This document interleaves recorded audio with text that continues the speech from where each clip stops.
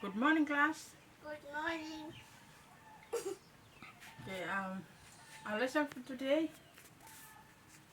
we will look at the parts of a cocoa tree and its functions. Well, our previous lesson we've looked at the importance of cocoa in our country, the importance of cocoa to the farmers and also the country. Our lesson for today will look at these different parts and also the functions of cocoa tree. Well, cocoa tree is just like any other plant that you see around you. That they have the parts like leaves, fruits, roots, and also their trunk. That similarly goes out for cocoa. And now we will look at these different parts. Well, you'll see in this diagram,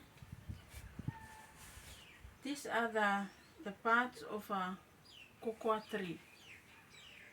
The first part, and these parts, this is in the soil.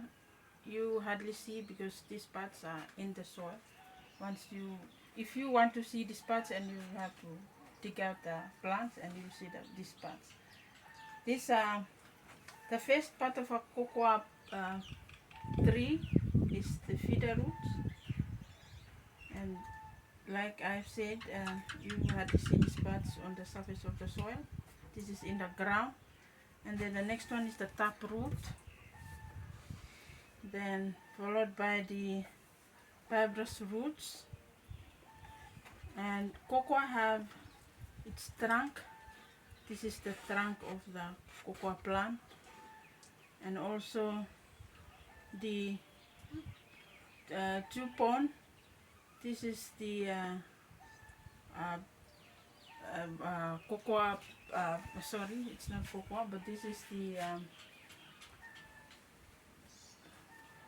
the parts. This is grown out from the cocoa trunk, and also you see the pod, or the other plants you'll say fruits. This is the pod, and then these are the flower, and also the jocket, and then the leaves. You see the leaves, and these are called fan branches. These are fan branches of the cocoa tree. Okay, now we will look at the functions of these parts. Well, the first part is the feeder roots. These are the functions of the feeder roots. It takes in nutrients from the soil with water to the whole plant to use. And then you'll have the taproot. What are the functions of the taproot? The taproot holds the plant firm to the ground, and also it takes in nutrients from the soil through the feeder roots. These taproots take nutrients from the soil through the feeder roots. And then the next part is the trunk. This is the trunk. And the function of the trunk is it transports food to the leaves, and also it holds the plant upright and firm. And the next one is the tupon.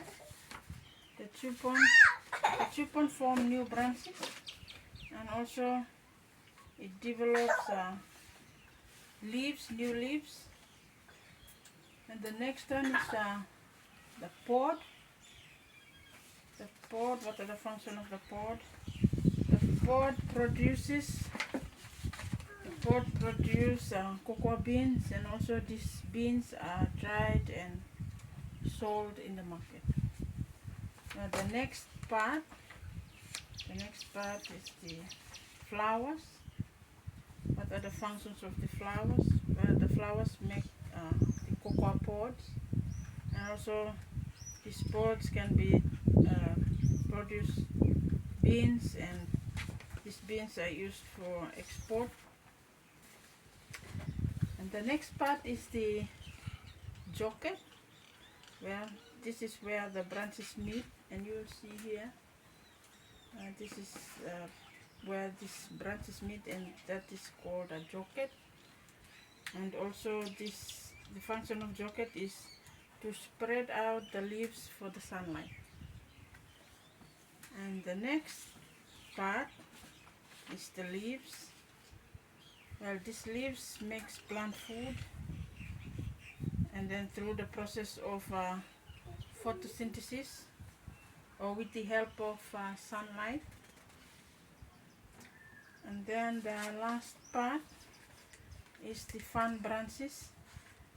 This spread out leaves for sunlight to make plant food through the process of photosynthesis.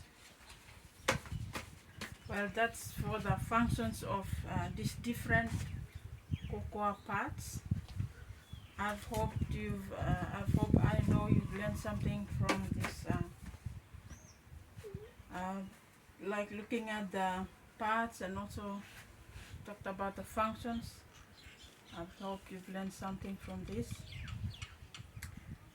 And now for activity, we will just recap on what we have learned.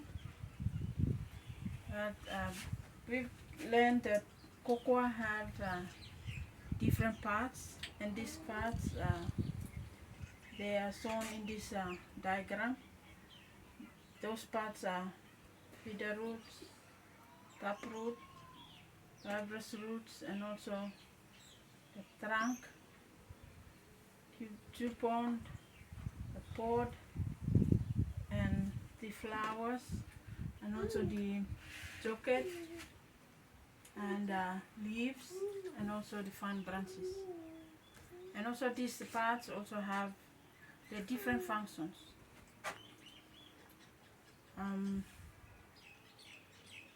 That's all for our class for today. Our next lesson we look at, for our next class, we will look at the different parts of a cocoa flower and also its functions. Thank you for your time, and thank you for paying attention throughout our class, and have a nice day. See you next time or next class.